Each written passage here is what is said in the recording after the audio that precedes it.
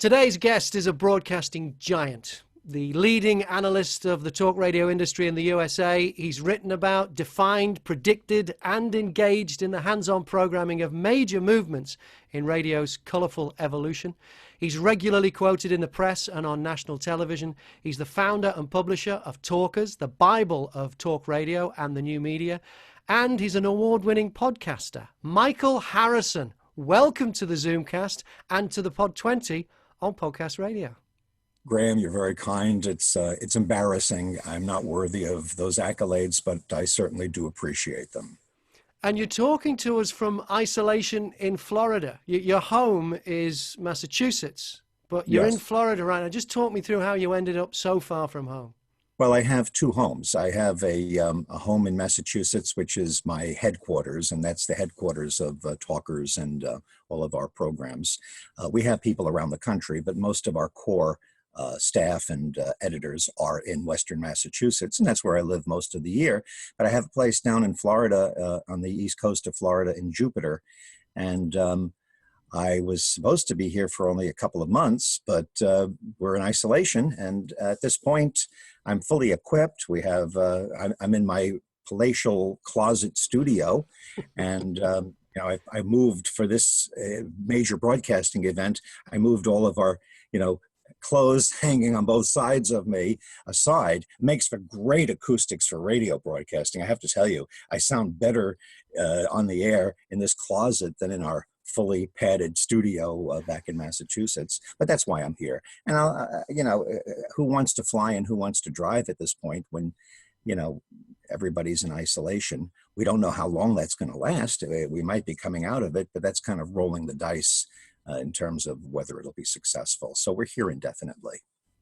I want to talk about your podcasts in a bit, but can you give us just a bit of history of Michael Harrison? The history of Michael Harrison? Yes.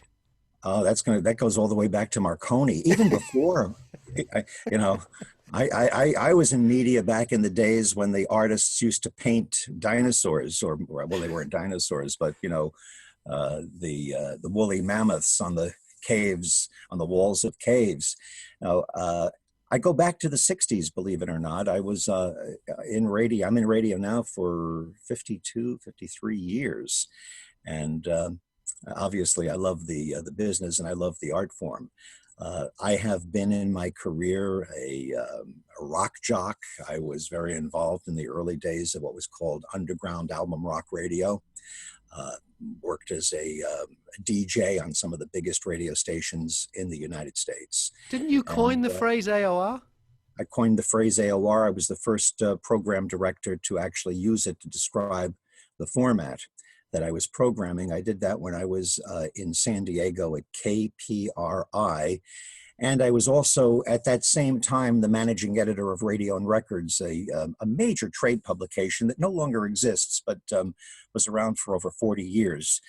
And so between my programming in San Diego, that was after I had been on the air in New York in progressive rock radio. I came up with the idea of AOR. And did it in San Diego and wrote about it in R&R, and it became all the rage in the United States and still exists. The remnants of AOR radio is now called classic rock, and it's not as dynamic and as culturally cutting edge as the kind of radio that we did. It's Steve Miller's jet airliner every 3 hours, but it's certainly still a big format. So you ended up at Talkers. Okay, I'll get back to the story. I'm trying to join the dots here. Well, I've had multiple careers. I've never had one job that defined me. I have had, for long stretches in my career, a radio show in a local radio station, consulting radio stations, or the station that I would have a show on, acting as program director in many cases at major market radio stations. I was the PD at 4 major market radio stations: WLIR, KMET, KPRI, in San Diego, KMET in Los Angeles, WZLX in Boston. I don't want to get bogged down in the weeds of my career here, but I'll try to be as quick as I can. So I was also in the trade business, the trade publication business, going all the way back to Radio and Records in the 70s during those early AOR days. I left Radio and Records while I was on the air at KMET in Los Angeles. I started a trade publication called Good Phone Weekly, which was a sort of a futuristic trade magazine for people in rock radio that was warning, hurry, get your act together. The 80s are coming. It's no longer the 60s. The 80s are coming. So I was the first person in radio to predict the 80s would come. Right. But back in the 70s, we were so hung up on the 60s that all of a sudden, by the late 70s, it became obvious, wait a second, we're almost in the 80s. And back in the 20th century, the 80s always had a very modernistic feel to them. 1984, the 80s was very futuristic. And here we were, it's almost, we're closer to 1984 than we are to 1967. Those were the kinds of things we talked about. And then 1984 came and went, and then it became 2000. That marked, the future. It's really hard to use a cliche, wrap my brain around the idea that it's 2020, that we are, in the third decade of the 21st century, and I'm still involved in cutting edge media. I would be so successful if I traded in on my nostalgia roots, oldie shows and things of that nature. But I just can't get behind that right now. There's so much exciting things happening. So that's basically been my career. I started Talkers Magazine. I was the editorial radio columnist for a couple of years for Billboard after I sold Good Phone Weekly to them. And then I left Billboard and produced syndicated programs for all the networks. I was syndicated. I had a number of syndicated shows in the 70s and 80s and into the 90s, actually. And started Talkers Magazine in 1990, ahead of the curve in terms of the talk radio phenomenon of the 90s and beyond. And here we are today. Talkers is in its 30th year. We've done 22 annual conventions. The 23rd one coming up in June was postponed because of the obvious, and we've rescheduled it for October, and we're not sure if we're going to be able to do it then. So right now everything is up in the air, but I'm sitting on top of a long history in the radio trade publishing business, the radio station programming business, the radio program production business, and consulting and various and sundry other projects. I'm not going to tell you any more because, as I said, I've just done a lot of stuff. And how is US talk radio doing in this Donald Trump coronavirus era? Well, there's certainly a lot to talk about, and people are listening. From a standpoint of are people interested in what talk radio has to offer in the United States? Absolutely. It's hot. But financially, it's a struggle. All radio in the U.S., just like newspapers, magazines, and many other forms of media that are based on advertising and based on an analog foundation, based on the 20th century way of doing things, printing presses, transmitter towers, signals that go to radios, movies that open in theaters. All of those 20th century media are having a tremendously difficult time transitioning into the advertising world of digital media. So that's a whole different issue from whether or not people are listening to talk radio. Part of that is the fact that people are listening to talk radio online. So more and more, the smartphone is becoming the transistor radio of the present. And that's causing all kinds of problems in terms of the value of radio stations.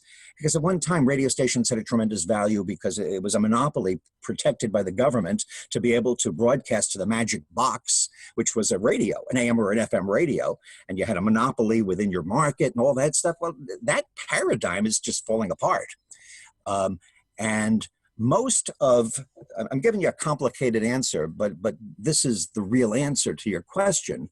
Most American radio, the value of its assets, the money that it has invested in the game, is tied up in what we call the stick, the radio station, the AM and FM station with a transmitter, the license, and that old paradigm.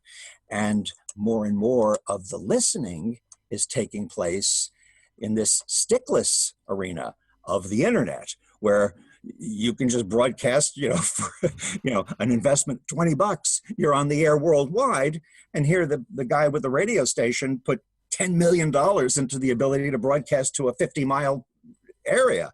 It doesn't make sense. That's the issue that talk radio, like all radio, faces. But in terms of whether they're listening on their refrigerator, an iPhone, or an old AM/FM appliance, talk radio is extremely vital in the culture of the United States here at the beginning, the crazy year 2020, the beginning of the third decade of the 21st century. It's amazing. My small knowledge of US commercial talk radio, from listening to it and from visiting it and to going to Talkers Convention, etc., it seems to me like it is heavily weighted towards a more right-wing point of view. There seem to be more radio stations aimed at a more right-leaning listener than a left. I mean, there's Tom Hartman, and there are more liberal presenters. They're there, but they do seem to be overwhelmingly leaning towards the right. Why is that in America? First of all, to clarify, in commercial news talk radio, yes, it overwhelmingly leans to the right and has an audience that enjoys that. The bigger picture of talk radio includes public radio, which does not lean to the right, includes a lot of culture talk show hosts. We used to call them shock jocks, but that term has lost its relevance on FM radio stations that have music on them. They tend to be more moderate to liberal.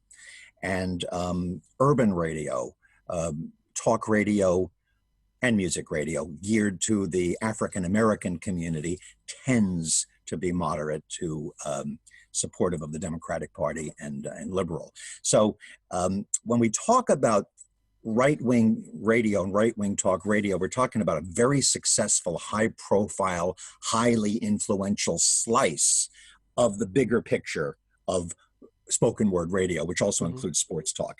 I always have to get that out of the way because I'm the publisher of Talkers, and quite often people say, oh, you're a right-winger. And I go, no, there's more to us than just right-wing radio, although I personally am very supportive of right-wing radio because I think it serves a segment of the public that has long been underserved by the mass media.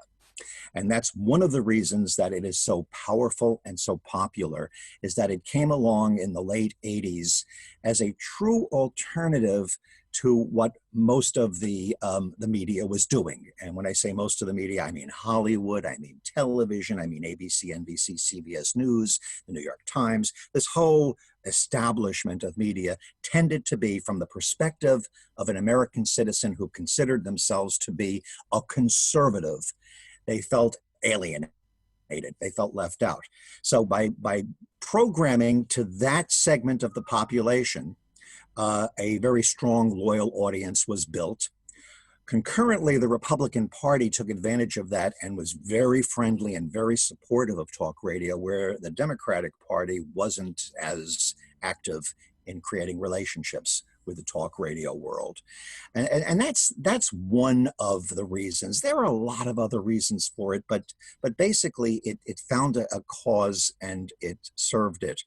From a broadcasting standpoint, Graham, people that are card-carrying conservatives are a much easier target audience to serve, or I should say are an easier audience to target because of certain like-minded attitudes that they have across the board of their life. Whereas people that might vote for the Democrats or might describe themselves as liberal, it only goes that far. There are more of a diversity of types, of lifestyles, of socioeconomic categories that come under that umbrella, and thus makes it more difficult to target a progressive or a liberal audience If anything, the thing that has galvanized the progressives more than anything I've seen in the last 30 years has been Donald Trump. He's given them a reason to galvanize, but it just doesn't. There aren't big talents in that area either. I've often said the trends go where the talent lies. And you've had Rush Limbaugh and Sean Hannity and Mark Levin. And I mean, there are all these great talents that happen to be conservative. Yeah. A case could be made. Maybe if the liberals had great talents like that, it might have been different. The trends go where the talent It seems lies. that the liberal talent is on TV, like Bill Maher and Jimmy Kimmel and others. It seems that TV has taken the liberal talent and mostly AM radio has taken the conservative talent. This is the way the deck has been shuffled, and this is the way the cards have fallen. It is that way because that's the way it is. You're absolutely right. But one of the things that European and non-US audiences don't always understand when I'm having this conversation on an international stage is that it's not unfair. A lot of people, I'll be interviewed by the BBC, well, not lately because they're hipper to it, but they'll say, how is it possible that someone like Rush Limbaugh could have 4 hours a day, 3 hours a day on the air without any other point of view and could just, to the largest radio audience in America, spew all of this biased conservative information? And the answer is, if he were talking to a majority of the people listening to the radio and he had that and there were only 4 stations, yeah, well, maybe we have a problem. That goes back to the act of somewhere in the 1930s with fairness and the public airwaves, and that it's a limited resource, a precious resource. But that's not the case anymore. The fact of the matter is that all of these audiences, because American broadcasting is so massive, there are so many stations, so many outlets, so many ways that different kinds of programming can get to their audiences, that it's fair. It doesn't dominate the way any radio station does in many other countries that don't have that large and fully developed a spectrum of outlets. And that's the answer. So it isn't as unwholesome and unnatural and biased as some people think, because all you got to do is turn off the radio and you'll find something that you like. I suppose it could be argued that even in the UK, where we have very few talk stations or stations where people get to have an opinion, with the internet, everything is available. So maybe the spectrum really is there. It's just not there on FM or DAB anymore. Yeah, but then again, FM and AM, as I said earlier, are declining 20th century platforms. They hardly have the cachet or the weight that they did. Maybe in our memories, maybe culturally, we still think of it, as radio, but people don't even know they're listening online. They think they're listening to the radio. And one of the problems that stands in the way of radio making a living in 2020 is that the ratings haven't yet figured out, the rating services, which are so metrics aren't there, crucial to selling advertising. They haven't figured out how to make the apples of on air mesh with the oranges of online. And that's one of the things that the industry is transitioning through right now, to come up with a way of getting what's called metrics in a manner that everybody can agree on.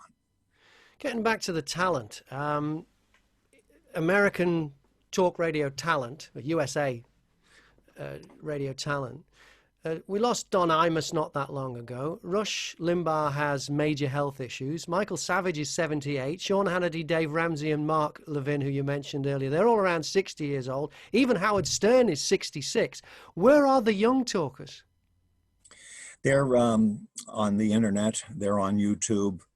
There are some young talkers. I'm not going to get into a whole thing about who the young ones coming up are, because then they'll wind up, people will be angry at me for not mentioning their name, and I don't want to anoint anybody the new king. So let me speak in general terms that are still, that answer your question.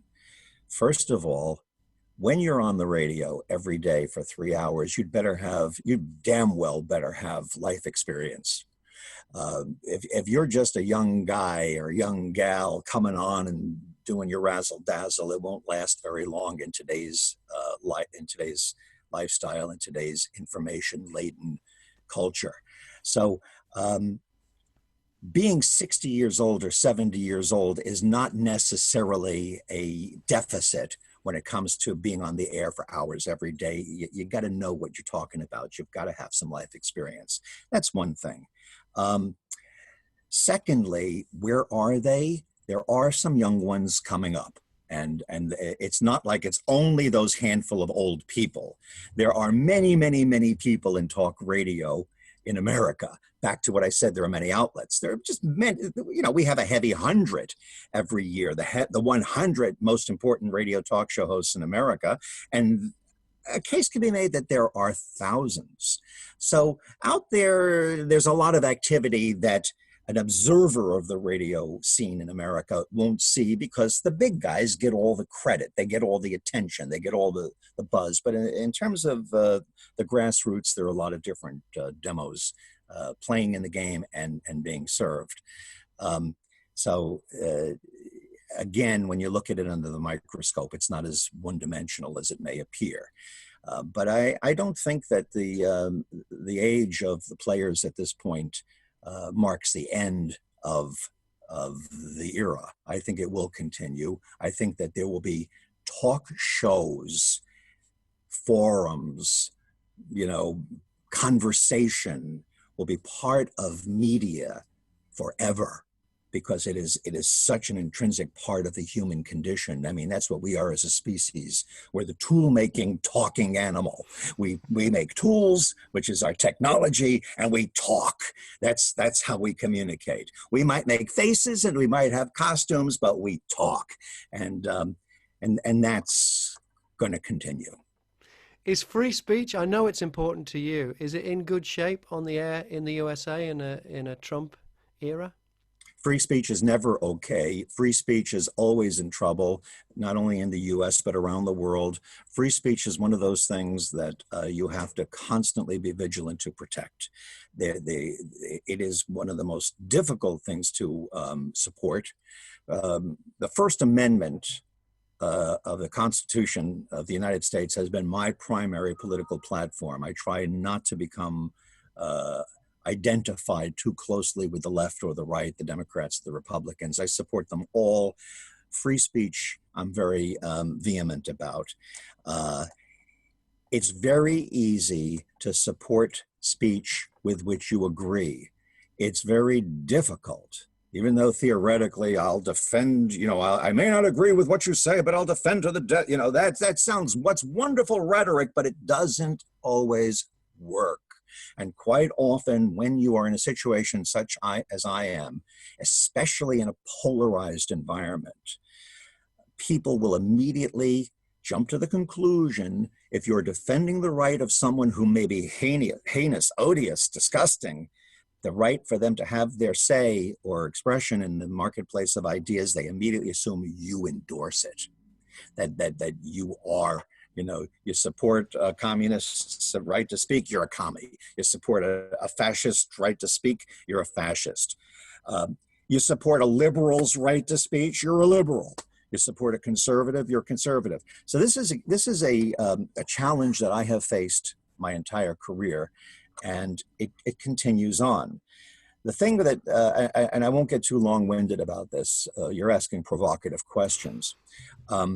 The thing about free speech in the United States that's often misunderstood is the difference between the rights granted by the First Amendment and the very concept of free speech.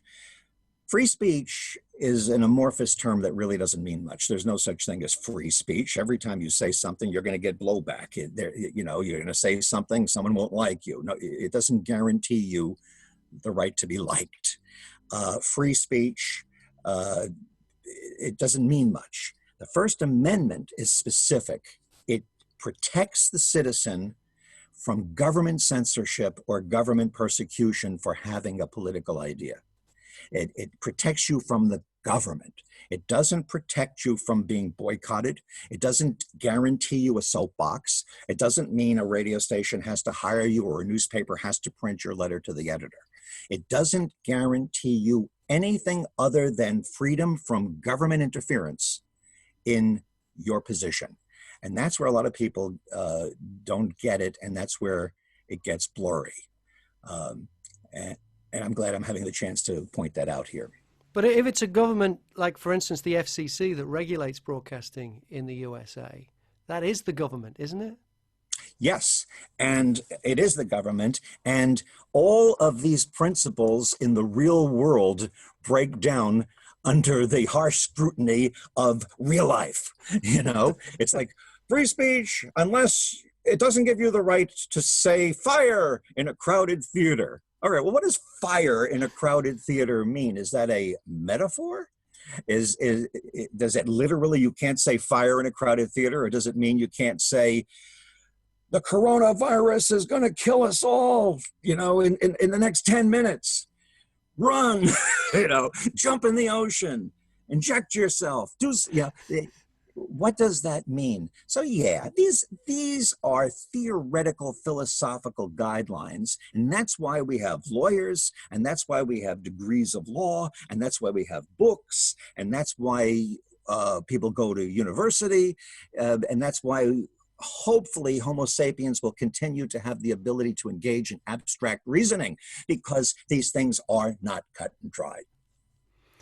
So philosophically, you don't have a problem with people in the state you're in Florida, protesting against the restrictions that have been brought in for coronavirus? I don't have a problem with them protesting at all. I may think they're stupid. I may think that I may think that it's dangerous. I'm not saying I do. I'm talking theoretically. What do I personally think about it? I'll tell you right up front. We're caught between a rock and a hard place. Neither side is right. We have to open the economy, but we got to do so carefully, because if we don't do it carefully, we're going to be back in isolating forever. We don't know until we have a vaccine, we don't know the full dimensions of this issue, this enemy that we're fighting. But no, I support the right to protest. I support the right to have problems and express them with the government, with power, speaking to power. I think that's what makes America America. But it doesn't mean I like some of the things that are said.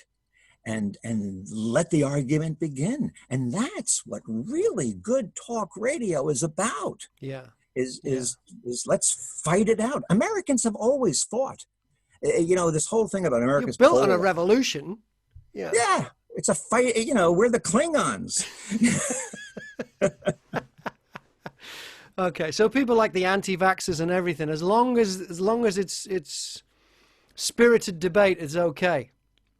I think so. I do. Of course, you know, if you don't have an educated population, if you don't have good education, and you don't have goodwill, good spirit among people, then democracy is a terrible idea. So for a First Amendment to work, for a democracy to work, for the voice of the people to have some weight in public policy, it's dependent upon people being educated, and it's dependent on people being more good than they are bad. Which in general people are. There are more good people than bad people in the world. That's what we always have to hope, huh? Yeah. No, I believe it. I think there are. I think deep down, most people. But you see, in totalitarian countries where people will give up their freedom for security, it's in places where ultimately people don't trust each other. When people don't trust each other, when people turn to the government to be the arbiter of justice, to even at the barrel of a gun, that's because they don't trust each other. For a democracy and a free society to work, people have to be, just as you've just said, they have to have the general faith that the default nature of humanity is to be good. Because if the default nature of humanity is to be bad, and this goes back to the earliest philosophies of angels and devils and God and the devil and good and evil, if people are basically bad, then how could you have freedom? You have to have some type of force to keep people from exercising these bad things. So it all comes down to philosophy. What you've heard, what do you think of British radio? Because I know you haven't heard a great deal of it, but from what you have heard, you've visited here a few times. Well, What you're do you my think of favorite British broadcaster. That's I nice love of you to say. Well, I mean, look, you and I have exchanged broadcast products with each other. You've been on my shows. I turn to you.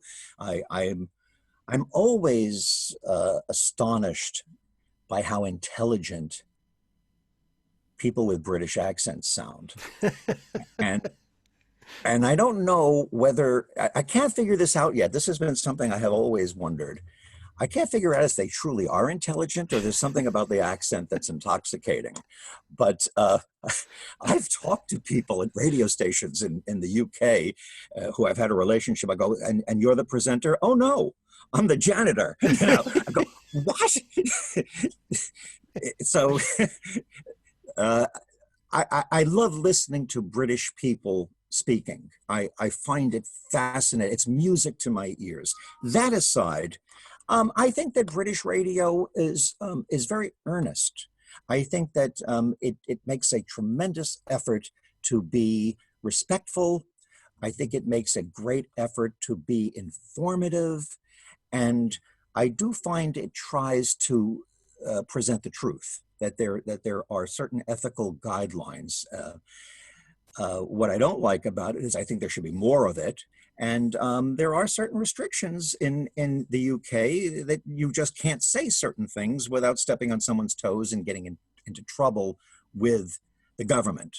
So they're a little bit more restrictive there than I think is ultimately healthy for freedom. But I like what I hear. And, Americans are tremendously intrigued with British culture. You see the British invasion of the 60s and the Beatles as something that was a domestic product. We were invaded by this, and it still reverberates in our culture, that period. British movies, British literature. So any medium that is an outgrowth of that wonderful British culture that we Americans are so intrigued by is enjoyable to us. Let's talk about podcasts now, because we're on podcast radio.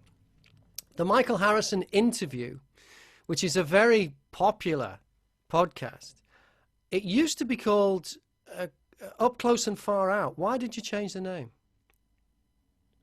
I changed it at the advice of a lot of people who felt that the word far out kind of stigmatized me as an old hippie, that it was bad. Right. That it was bad branding. I love the name Up Close and Far Out. So do I. That's why I was disappointed when it changed. Enough powers that be said, get rid of that.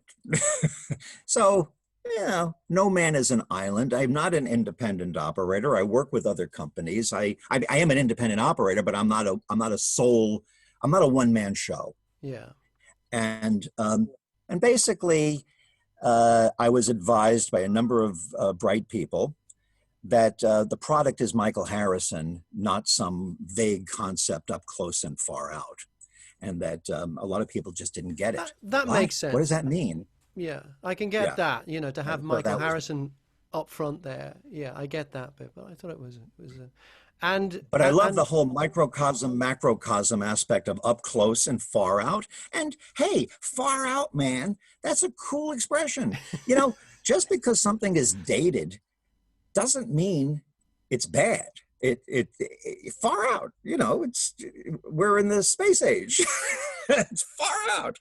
But that's all it was. The Michael Harrison interview is more marketable in the minds of many than something called Up Close and Far Out. For anyone that hasn't heard it, it's a long form, I suppose we'd call it a long form interview show with a single guest. Very much so. Each week. You've had some terrific guests on there. Some of my favorites have been some of the archive stuff you've dug up. Timothy Leary, Rush Limbaugh, and a classic with George Harrison. Why that is not in the Rock and Roll Hall of Fame or somewhere important, I don't know. It was a terrific interview at a really interesting time in Harrison's life. Do you have... There's a lot of things that are not, there's a lot of things that are not in halls of fame that should be, not just in rock and roll, but in every realm. Do you have a favorite interview from that particular podcast?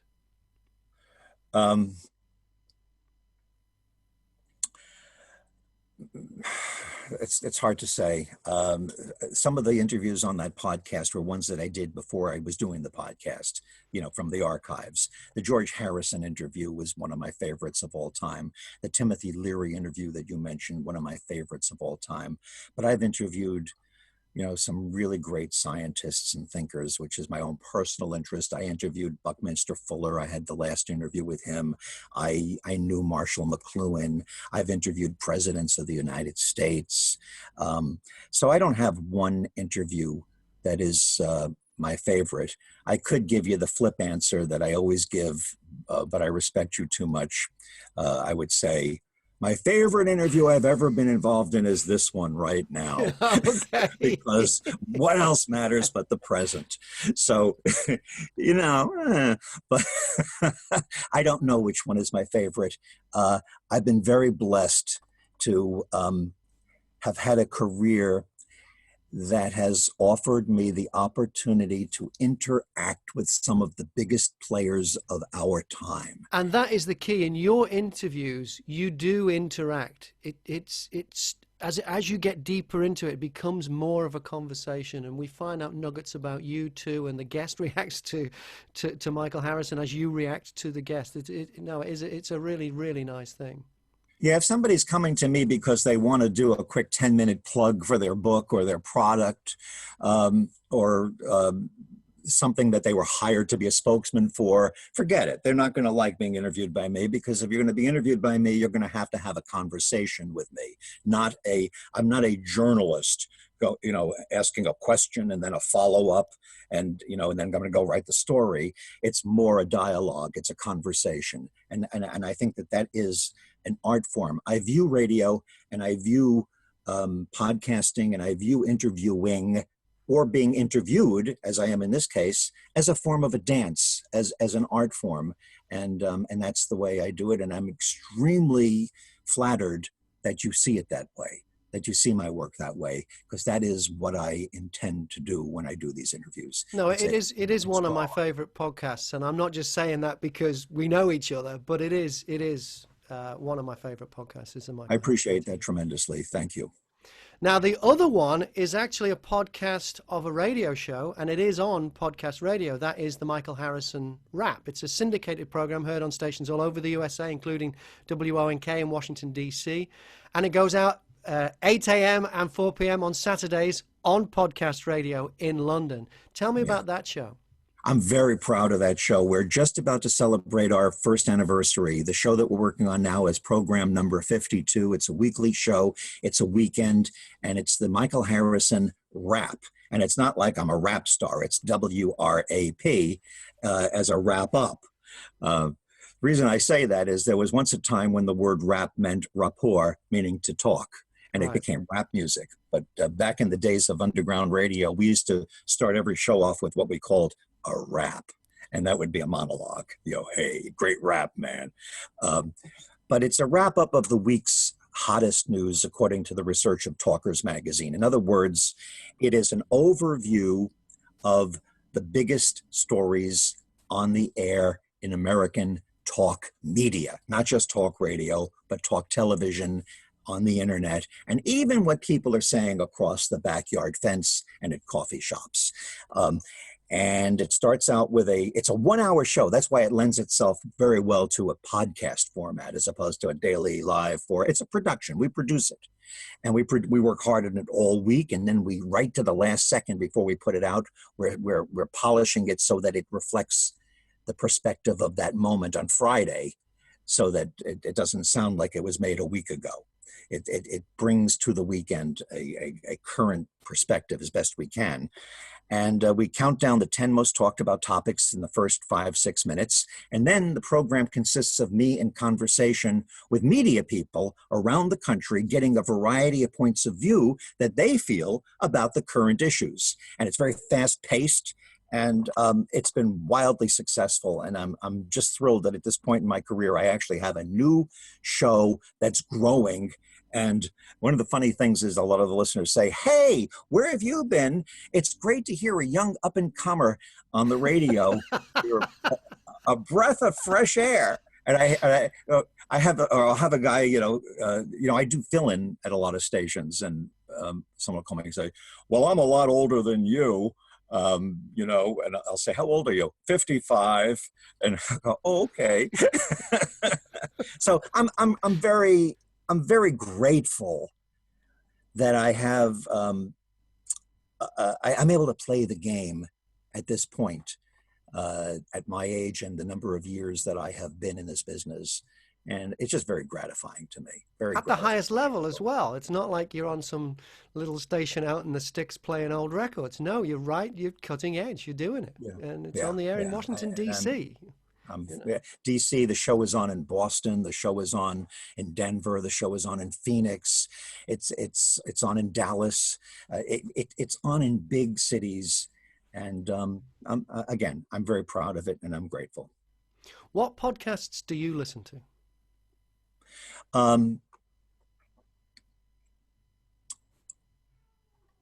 Very few. I'm going to start listening to more. Again, I don't want to endorse in this conversation any one program or any one thing. I don't have as much time. This is one of the dirty secrets of audio, is that everybody in it is so busy, they don't have a lot of time to listen. One of the hardest audiences to get to listen to anything are audiences of radio people. I'm not saying I don't listen, but I got so much to listen to that it's hard for me to settle in with a favorite podcast. But I will reveal to you that I love that podcast form that we don't call podcasts, but that we call videos. You'll find the term video. I made a video. I'm making a video. I saw a video. They have a new video. I'm finding that the word video is evolving into the new book, the new movie. Eventually, there'll be no such thing as a film or a movie. It'll just be a big elaborate video. Really, you watch how that evolves. And I'm finding that there are some really amazing video podcasts on YouTube. And in my off time, I could spend hours into the wee hours of the morning, and then I get up and I'm all tired. And what am I doing? I'm watching videos on YouTube and just astonished at the intelligence and the writing and the production techniques that exist out there.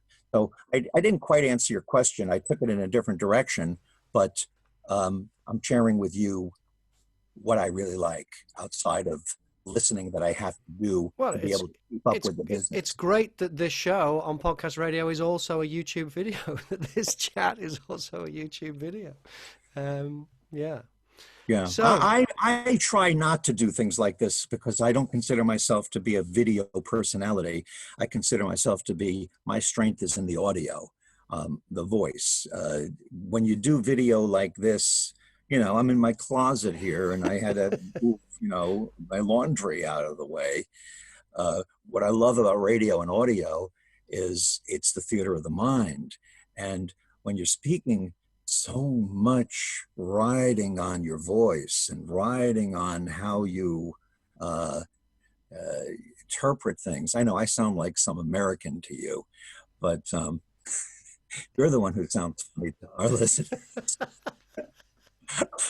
I always wonder, what do Americans sound like to the British? You sound, well, I was asked that, do you know BJ Shea? BJ Shea is on in Seattle. There's a morning show there. I was at a convention with him once, and he said to me, He says, "Why, you English guys over here, you must get all the girls." And I said, "Oh, I don't know. I've been happily married for years, so I don't know, mate." And he said, "How do Americans sound to English girls, do you think?" And I said, "You probably sound like movie stars." That's Because we interesting. watch so many American movies. Mhm. So it probably works the other way too. I have a friend who is British, Victoria Jones. Yeah, You've she's in interviewed Washington. her on your Yeah, show. yeah. She's a correspondent on the Michael Harrison Rap. I've known her for about 30 years. We're old friends. And she's hails from the UK, and she's been in this country in a year. She's got a dual citizenship.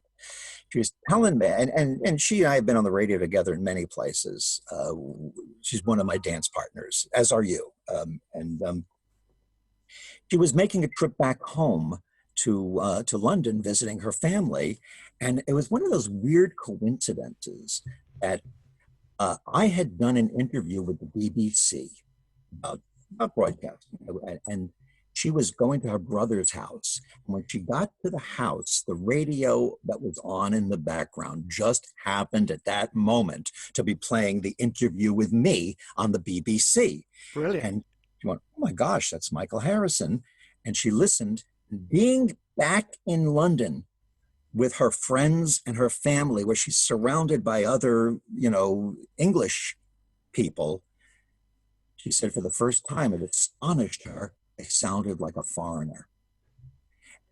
You follow the psychology of this because she was back in her Yeah, own yeah. homeland, in her own environment. She never noticed when she's in America that I sound like a foreigner to the British ear. And I think as we enter that was fascinating. I think as we enter this new era of amazing communications. I mean, look at what you and I are doing with 12 cents. This would have been America. This would have been science fiction. If this is what was on 2001: A Space Odyssey. Ooh, look at this television. Telephones. Would this would have taken so much planning back in 20 years ago, 5 years ago, 5 months ago. We Look at would have been saying we're about to lose the satellite by now, Yeah. But now So yeah. it's amazing. So you're going to hear different dialects. You're going to hear different cultures, and we're all going to become more worldly, less, regional, less provincial is the word I'm looking for. I think that that's very exciting. I do believe that very soon, we already have the technology, but very soon we're going to have seamless universal translators the way they have in Star Trek. You ever wonder how these people come from another world and they speak beautiful English? It's like, what? And then they say, well, it's a universal translator. It's always going on. So but the idea of going and studying a foreign language is going to seem the same as learning multiplication tables so that you can do math. We're going to be able to talk to each other and have it instantly translated by this technology we have. So can you imagine, suppose you and I spoke different languages. We both speak English, and I speak Russian, you speak Chinese, whatever, and we just jump right into this, and Zoom is translating it while we're talking. Yeah. It's there now. We already can do it, but it's going to be seamless. It's going to be perfect. So on that, as we bring the world together across the Atlantic, tell us about where we can find out more about you and Talkers. Talkers.com. How's that for a website? Nice and simple. Nice and simple. Talkers.com has it all. Michael, it's been terrific talking to you. It's good to connect with you again. Say hi to Bernadette for me. And I shall. I still owe you a dinner. I owe you two because you bought Julie and I dinner in London. So next time I'm in the USA or when you're over here, I owe you that. So we'll have to get together when all this lobster? thing is over. We have whatever you like. Whatever you like. Yeah. I enjoyed being on with you, Graham. Good luck to you with this new show on podcast radio, and I do want to tell you and Jerry and everybody involved with that project absolutely humbled and honored I am to have a platform for two of my shows, the Michael Harrison Rap and the Michael Harrison Interview, on this very, very cool modern, new platform called podcast radio. It's great. I'm very grateful. Michael Harrison, thank you.